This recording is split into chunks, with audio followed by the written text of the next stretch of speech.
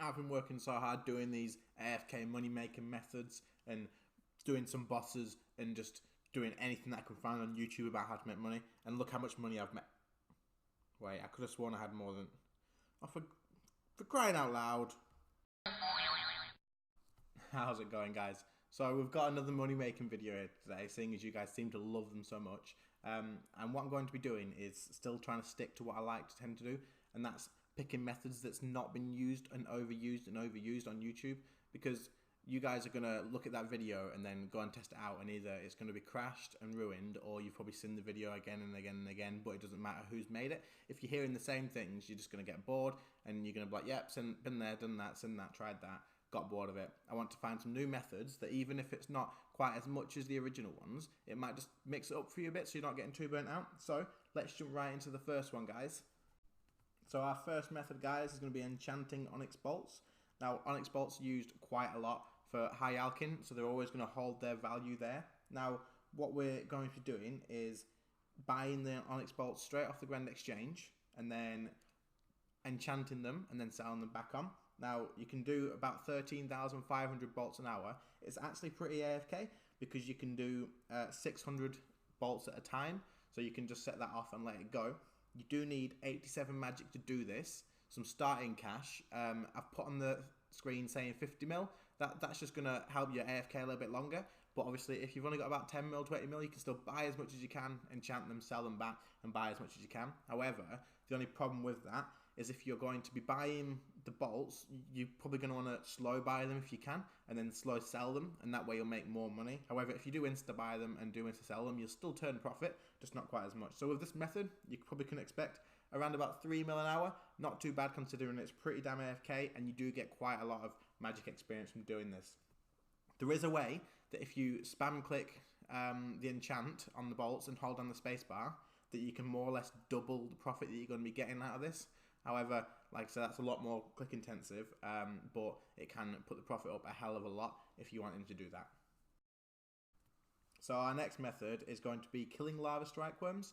You do need 94 Slayer for this, guys, but I'd also recommend having 90 combat stats in either range or magic, and 95 prayer for soul split, torment, and anguish.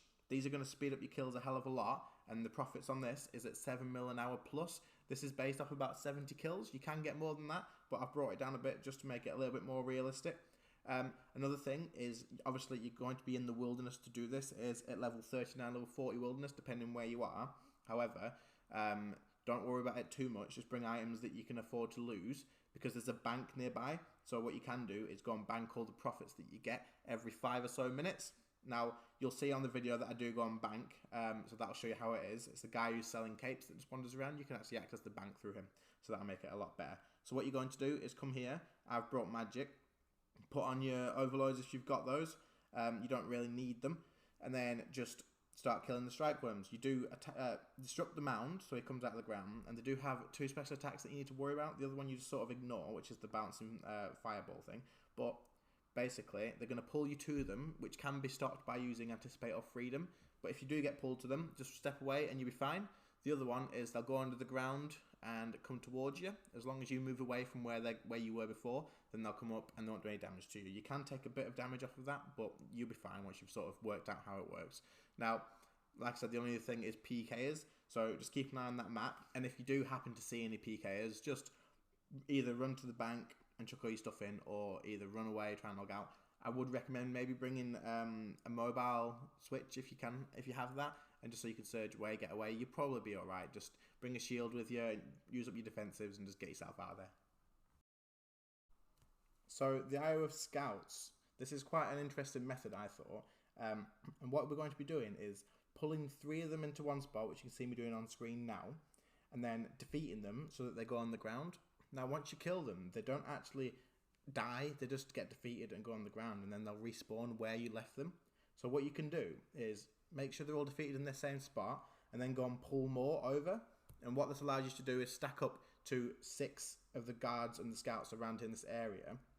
And with a weapon like a scythe or a dragon rider lance, you can sit here with soul split, a vampirism scrimshaw, and if you've got a vampirism aura, put that on as well, so you can heal up and have no need for any food, and just spam out your area of effect abilities, and this will allow you to kill them, and then as soon as they come back, kill them off again. And with the AoE, you can clear them down pretty quickly if you're using overloads and turmoil as well. But this can give you up to about 6.5 mil per hour. And if you've got a Slayer task as well, you're going to be able to, 1, clear it incredibly quick, but 2, you kill them a lot quicker as well, which will mean more money. And then all you need to do is activate the area loot option and pick up the loot as you kill them. So kill them a few times. As soon as they come back up, kill them again. Do that a couple of times, loot up all your loot, and there you go, you sort it out. So I thought this was quite interesting because you can actually leave them there and go and pull more away. And I've not seen anyone doing this before, so I'm unsure how of a known method it is, but hopefully it interests you guys. I'm going to be doing this, I think. It's a very interesting method. I'm using a Dragon Rider Lance, but if you use a Scythe, it's going to be a lot easier for you. So the final method, guys, is going to get you about 3.5 mil an hour, but it is really AFK actually. And if you have the Smithing Gauntlets, this gets even more AFK. But without them, it's still just as good, and it's still very AFK. So what we're going to be doing is making Elder Rune bars. To do this, I would recommend having 94 smithing. You don't need that to smelt Elder Rune bars, but to get your profits up and make it better for yourselves, I would say do that. The reason being is 92 smithing unlocks the ability to get an extra rune bar every now and again when you are smelting them. However, 94 smithing gives you that same ability plus 50% extra smithing speed of Elder Rune bars. So that does increase your profits by quite a lot. Now you can smelt about 3.3k bars an hour, and it is very AFK. With the Smithing Gauntlets, it'll let you do 60 bars at a time. However, without them, you can do 28. However, you'll see me running to the bank now, but you don't actually need to do that. I don't know why I went to the bank. Maybe I was on autopilot. You can just deposit them straight back into the furnace, and it'll hold them in there for you. So what you're going to be doing is buying light Animica ores and dark Animica ores off of the Grand Exchange, along with rune bars to match up with them. Bring them here to a furnace, or any furnace, deposit all of them into there, and then start smelting bars. Once you've done that, that's all you need to do. Let it go, let it run, and then once you've got a full inventory, if you're not using Smithing Gauntlets, just go back into the furnace, right click it, press deposit all materials, and then start smithing again. That's all you need to do. And like I say, guys, this can make you up to about 3.5 mil an hour. It's very AFK and it's good experience. So that's all from me today, guys. I hope it's been helpful. Hope you've enjoyed it. Let me know in the comments if you have any other suggestions or if you liked it and anything that you didn't like. As always, do like and subscribe, please. I put a lot of effort into these videos, so I would really appreciate that. Also, 81 mil, moving up in the world. So, as always, guys, see you later. Bye.